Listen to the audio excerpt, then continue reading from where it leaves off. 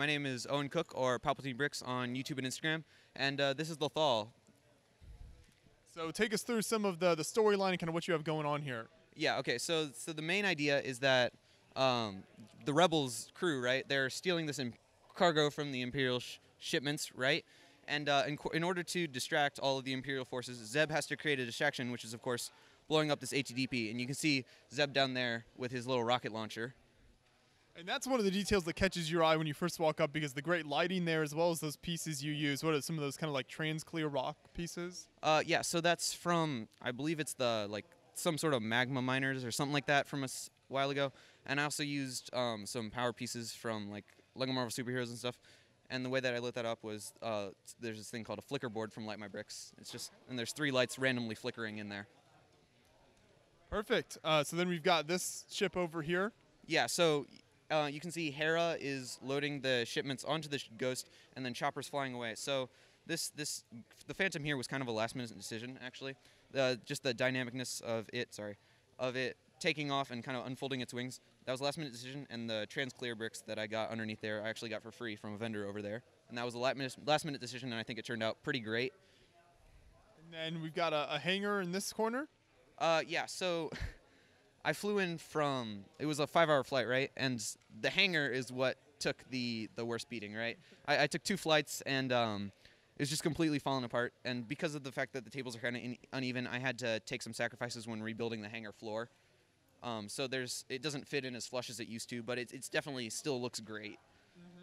No, I think you still pulled it off very nicely. So obviously sacrifices have to be made when you're flying into shows like this. Yeah. What are these buildings in the back then? Are there interiors there? Or? Yeah, so 2 of them have interiors, but I'll go over back here. So first, this alleyway right here is the first thing I built, and it's based off of a very specific shot from Season 1, Episode 1. And this is the recreation of the scene, really, is that alleyway. And if you give me a moment to walk around back, then I'll show you the interiors to these 2 buildings. Okay. So, like I said, these are the slums area kind of thing. And then right here we have the Cantina. This is mostly from my own imagination.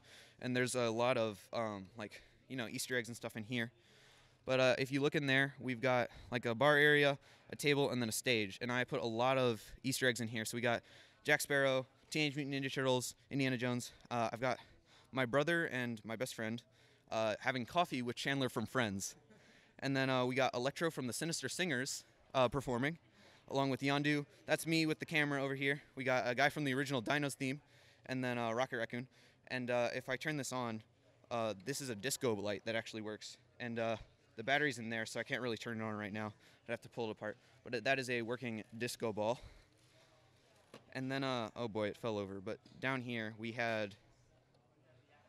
Hold on one moment. We have Joey Tribbiani attacking a stormtrooper, how you doing? And then up here, this is Callus's office. I based this entire mock off of Season 1 from Star Wars Rebels, because that's when I hadn't watched the whole show when I started, and also Thrawn is pretty expensive. So we got Callus in here at his desk, and he just called in a stormtrooper who was on his break, and the stormtrooper is being called in to get fired. So he's pretty dismayed at the moment. And then over here we have a communication tower, and I really like the way that I had the flashing light on here. This is probably the hardest technique, was the floor underneath this, and then putting in these side panels. It was a chore when I first made it. It fell apart. I accidentally turned it upside down and it all fell out. And then putting it together once I got here was also pretty much of a chore. Over here, this is just a little Easter egg. I didn't put a whole bunch of work into this, but this is the ruins of Ezra's parents' house from, I believe it was Season 2 when they went back to Lothal. And then, like I said, Ezra has the Imperial shipment here. He's bringing it into Hera, and they're taking it into the Ghost. And then, lastly, out here is the marketplace. And I have a couple of stalls out there that are just kind of little Easter eggs of stuff that I like. So it's a great story with all these different buildings and the characters you have involved. So you mentioned that you flew here. What was that packing process like? How does this break down for flying to a show? Yeah, of course. So I took it apart. This breaks apart into 11 sections, 2 large gray base plates, and then 9 of the smaller 32 by 32 base plates. And I kind of put them together with my mom. My mom helped me, and I kind of wrapped it all in bubble wrap and put it into suitcases.